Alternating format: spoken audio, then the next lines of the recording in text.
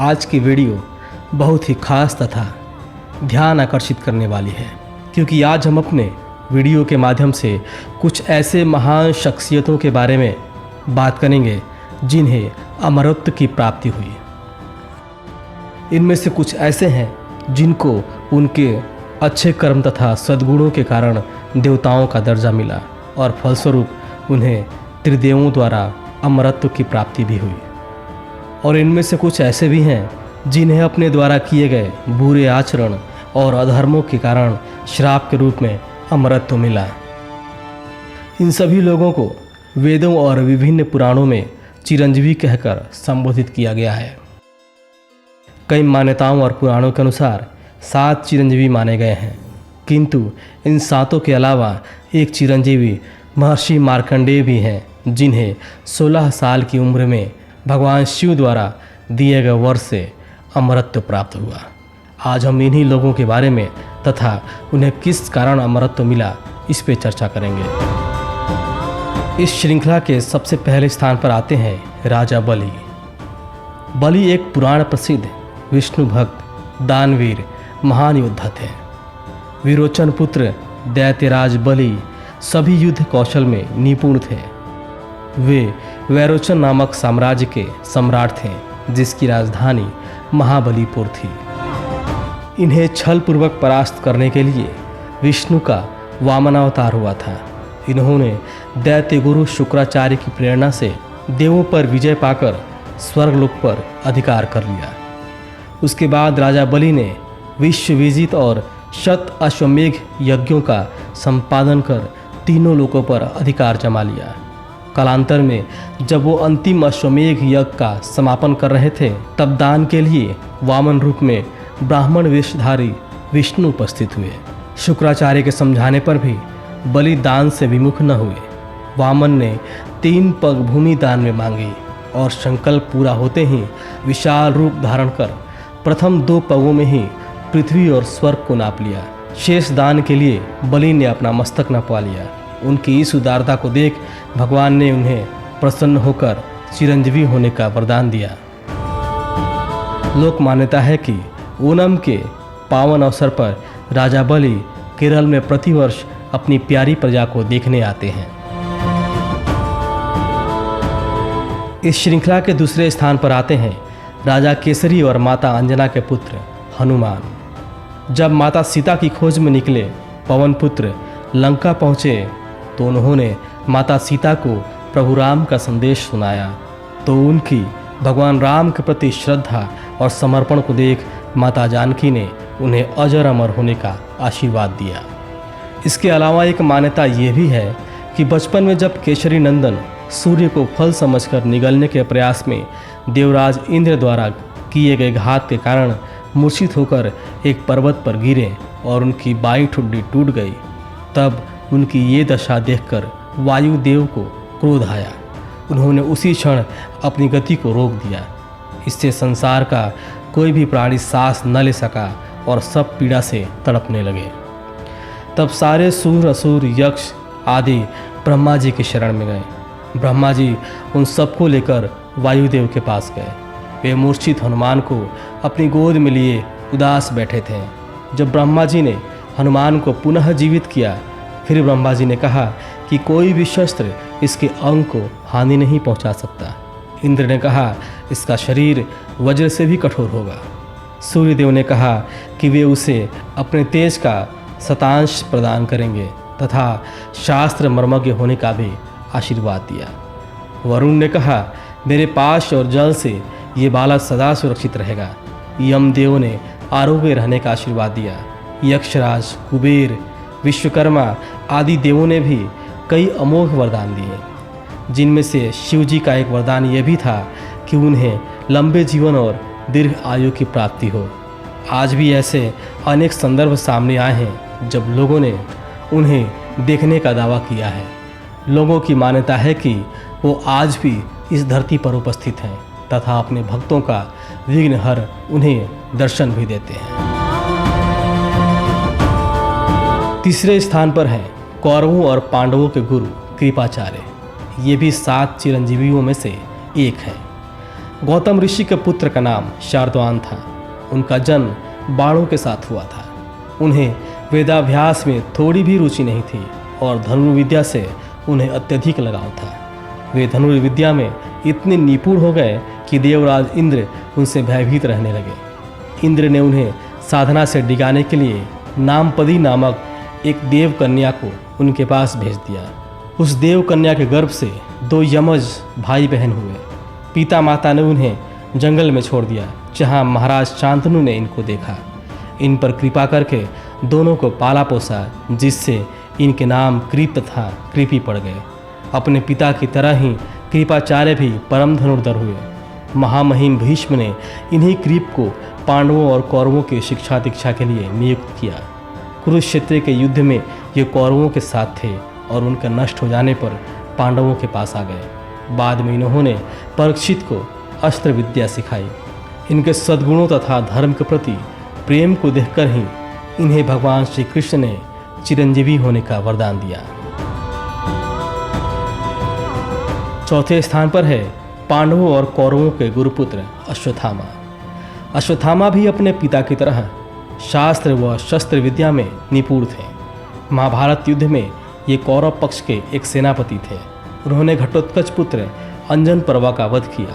इसके अतिरिक्त द्रुपद कुमार, शत्रुंजय, बलानिक, जपनिक तथा कुंती भोज के 10 पुत्रों का वध किया। अश्वत्थामा ने द्रोणाचार्य के वध के पश्चात अपने पिता की निर्मम हत्या का बदला लेने के लिए द्रौपदी के 5 पुत्र और धृष्टद्युम्न का वध कर दिया। पुत्रों की हत्या से दुखी द्रौपदी विलाप करने लगी। उनके विलाप को सुनकर अर्जुन ने अश्वत्थामा का सर काट डालने की प्रतिज्ञा की। अर्जुन की प्रतिज्ञा सुन अश्वत्थामा भाग निकला। जब अश्वत्थामा को कहीं भी सुरक्षा नहीं मिली तो भय के कारण उसने अर्जुन पर ब्रह्मास्त्र का प्रयोग कर दिया। अश्वत्थामा ब्रह्मास्त्र चलाना तो जानता था, पर उसे लौटाना नहीं जानता था। ये देखकर अर्जुन ने भी ब्रह्मास्त्र का आवाहन किया, परंतु श्री कृष्ण के समझाने पर उन्होंने अपने ब्रह्मास्त्र को वापस लौटा दिया। परंतु अश्वत्थामा, जिसे ब्रह्मास्त्र लौटाना नहीं आता था, उसने ब्रह्मास्त्र का संधान अभिमन्यु की भार्या उत्तरा की गर्भ की दिशा में कर दिया। ये देख श्री कृष्ण बोले, हे अश्वत्थामा, धर्मात्मा, सोए हुए, असावधान, मतवाले, पागल, अज्ञानी, रथहीन, स्त्री और बालक को मारना धर्म के अनुसार वर्जित है। तुमने धर्म के विरुद्ध आचरण किया है, सोए हुए निरपराध बालकों की हत्या की है। तत्पश्चात श्री कृष्ण ने अर्जुन को अश्वत्थामा के मस्तक की मणि निकाल लेने को कहा और उसे ये श्राप दिया कि तुम हजारों वर्ष तक इस पृथ्वी पर भटकते रहोगे और कोई भी मनुष्य तुम्हारे पास नहीं आएगा। तुम्हारे शरीर से पीप और लहू की गंध निकलेगी, इसलिए तुम मनुष्यों के बीच नहीं रह सकोगे, दुर्गम वन में ही पड़े रहोगे। इस श्रृंखला के 5वें स्थान पर हैं विभीषण। विभीषण रामायण के एक प्रमुख पात्र हैं। वे रावण के भाई थे। विभीषण बहुत बड़े राम भक्त थे। उन्होंने लंका में रहते हुए भी राम भक्ति की, जहाँ भगवान श्री राम का शत्रु रावण का राज था। राक्षस कुल में जन्म होने के पश्चात भी विभीषण अपने धर्म में दृढ़ थे। अनेक वर्षों के तप के बाद तीनों भाइयों ने ब्रह्मा जी को प्रसन्न किया। जब उन तीनों के तप से प्रसन्न भगवान ब्रह्मा ने वर मांगने को कहा तो विभीषण ने कहा कि भगवान, मुझे ये वर दीजिए कि किसी भी परिस्थिति में या विपदा के समय मैं अपने धर्म में दृढ़ रहूं तथा मैं सदैव ही धर्म का आचरण करूं, हमेशा ही धार्मिक कार्यों में लीन रहूं, धर्म के पथ का अनुसरण करूं। विभीषण के इन शब्दों को सुनकर भगवान अत्यंत प्रसन्न हुए और उन्हें इन सभी वरदानों के साथ राक्षस कुल में जन्म होने के पश्चात भी चिरंजीवी होने का वर प्रदान किया। इस श्रृंखला में अगले स्थान पर आते हैं भगवान विष्णु के 6ठे अवतार भगवान परशुराम। परशुराम त्रेता युग में एक ब्राह्मण ऋषि के यहाँ जन्मे थे। पौराणिक कथाओं के अनुसार उनका जन्म महर्षि भृगु के पुत्र महर्षि जमदग्नि द्वारा संपन्न पुत्रेष्टि यज्ञ से प्रसन्न देवराज इंद्र के वरदान स्वरूप पत्नी रेणुका के गर्भ से हुआ। पितामह भृगु द्वारा संपन्न नामकरण के अनंतर राम कहलाए और शिव जी द्वारा प्राप्त परशु धारण किए रहने के कारण परशुराम कहलाए। वे शस्त्र विद्या के महान गुरु थे। उन्होंने भीष्म, द्रोण एवं कर्ण को शस्त्र विद्या प्रदान की। उन्होंने अत्रि की पत्नी सती अनसुईया, अगस्त्य की पत्नी लोपामुद्रा व अपने प्रिय शिष्य अकृतवर्ण के सहयोग से विराट नारी जागृति अभियान का संचालन भी किया। ऐसी भी मान्यताएं हैं कि कल्कि अवतार होने पर वे अपना गुरुपद ग्रहण कर कल्कि को शस्त्र विद्या प्रदान करेंगे। चक्रतीर्थ में किए कठिन तप से प्रसन्न होकर भगवान विष्णु ने उन्हें त्रेता युग में रामावतार होने पर तेजोहरण के उपरांत कल्पांत पर्यंत तपस्यारत भूलोक पर रहने का वर दिया। इस श्रृंखला के 7वें स्थान पर आते हैं महर्षि पराशर के पुत्र एवं महर्षि वशिष्ठ के पौत्र महर्षि व्यास। महर्षि कृष्ण द्वैपायन वेद व्यास महाभारत ग्रंथ के रचयिता थे। महाभारत ग्रंथ का लेखन भगवान गणेश ने महर्षि व्यास से सुनकर किया था।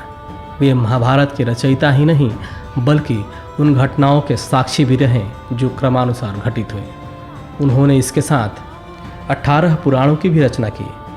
हिंदू धर्मशास्त्रों के अनुसार महर्षि व्यास त्रिकालदर्शी थे तथा उन्होंने दिव्य दृष्टि से देखकर ये जान लिया कि कलयुग में धर्म क्षीण हो जाएगा। धर्म क्षीण होने के कारण मनुष्य नास्तिक, कर्तव्यहीन और अल्पायु हो जाएंगे। इसलिए एक विशाल वेद का अध्ययन करने में मनुष्य असमर्थ हो जाएंगे। इसलिए महर्षि ने वेद को 4 भागों में विभाजन कर दिया, जिससे कि कम बुद्धि वाले एवं कम स्मरण शक्ति वाले भी वेदों का अध्ययन कर सकें। व्यास जी ने उनका नाम ऋग्वेद, यजुर्वेद, सामवेद और अथर्ववेद रखा। वेदों का विभाजन करने के कारण व्यास जी वेद व्यास के नाम से विख्यात हुए। वे अपने वेदों तथा पुराणों के ज्ञान द्वारा आज भी जीवित हैं तथा भगवान शिव द्वारा उन्हें अनेक कल्पों तक जीने का अर्थात अमरत्व का वर प्राप्त हुआ। इस श्रृंखला के अंतिम स्थान पर है महर्षि मार्कंडेय। मृगशृंग नाम के एक ब्रह्मचारी थे। उनका विवाह सुवृता के संग संपन्न हुआ। मृगशृंग और सुवृता के घर एक पुत्र ने जन्म लिया। उनके पुत्र हमेशा अपना शरीर खुजलाते रहते थे, इसलिए मृगशृंग ने उनका नाम मृकंडू रख दिया। मृकंडू में समस्त श्रेष्ठ गुण थे। उनके शरीर में तेज का वास था। पिता के पास रहकर उन्होंने वेदों का अध्ययन किया। पिता की आज्ञानुसार उन्होंने मृदकुल मुनि की पुत्री मरुदूति से विवाह किया। विवाह के पश्चात बहुत समय तक उनके घर किसी भी संतान ने जन्म न लिया। इस कारण उन्होंने और उनकी पत्नी ने कठोर तप किया। उन्होंने कठोर तप कर भगवान शिव को प्रसन्न किया। भगवान ने प्रसन्न होकर उन्हें वरदान मांगने को कहा और यह स्पष्ट किया कि तुम्हें दीर्घ आयु वाला परंतु गुण रहित पुत्र चाहिए या 16 वर्ष की आयु वाला गुणवान पुत्र चाहते हो। इस पर मुनि बोले, भगवान मुझे ऐसा पुत्र चाहिए जो गुणों की खान हो और सभी प्रकार का ज्ञान रखता हो, फिर चाहे उसकी आयु कम ही क्यों ना हो। समय आने पर मृकंड और मरुदूति के घर एक बालक ने जन्म लिया जो आगे चलकर मार्कंडेय ऋषि के नाम से प्रसिद्ध हुआ। महामुनि मृकंड ने मार्कंडेय को हर प्रकार की शिक्षा दी। मार्कंडेय एक आज्ञाकारी पुत्र थे। माता पिता के साथ रहते हुए 15 साल बीत गए। 16वां साल आरंभ होते ही माता पिता उदास रहने लगे। पुत्र ने कई बार उनसे उनकी उदासी का कारण पूछा। एक दिन पुत्र के बहुत हठ के बाद उनके पिता ने उन्हें बताया कि भगवान शिव ने उन्हें मात्र 16 वर्ष की आयु दी है और यह पूर्ण होने वाली है। इतना सुनकर मार्कंडेय जी बोले कि आप चिंता ना करें, मैं भगवान शिव को मना लूँगा और अपनी मृत्यु को टाल दूँगा। इसके बाद वे घर से दूर एक जंगल में चले गए। वहाँ शिवलिंग की स्थापना कर विधि पूर्वक पूजा अर्चना करने लगे। निश्चित समय पर काल पहुँचा। महर्षि ने उनसे ये कहते हुए समय मांगा कि अभी वह शिव जी की स्तुति कर रहे हैं, तब तक प्रतीक्षा करें।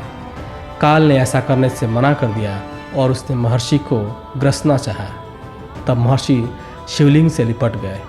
इस सब के बीच भगवान शिव वहाँ प्रकट हुए। ऋषि मार्कंडेय की श्रद्धा और आस्था देखकर भगवान शिव ने उन्हें अनेक कल्पों तक जीने का वरदान दिया। अमरत्व का वरदान पाकर महर्षि वापस माता पिता के पास आश्रम गए और वहाँ कुछ दिन रहने के बाद पृथ्वी पर विचरने लगे और प्रभु की महिमा लोगों तक पहुँचाते रहे। हिंदू ग्रंथों में इन सभी चिरंजीवियों के लिए एक मंत्र भी है जिसका स्मरण सुबह सुबह करने से बीमारियां समाप्त होती हैं और मनुष्य 100 वर्ष की आयु को प्राप्त करता है। यह मंत्र इस प्रकार है। अश्वत्थामा बलिर्व्यासो हनुमानश्च विभीषणः कृपः परशुरामश्च सप्त एते चिरंजीविनः सप्तैतान् संस्मरेन् नित्यं मार्कण्डेय मथाष्टमं जीवे दर्शतं सोपि सर्वव्याधि वर्जितः।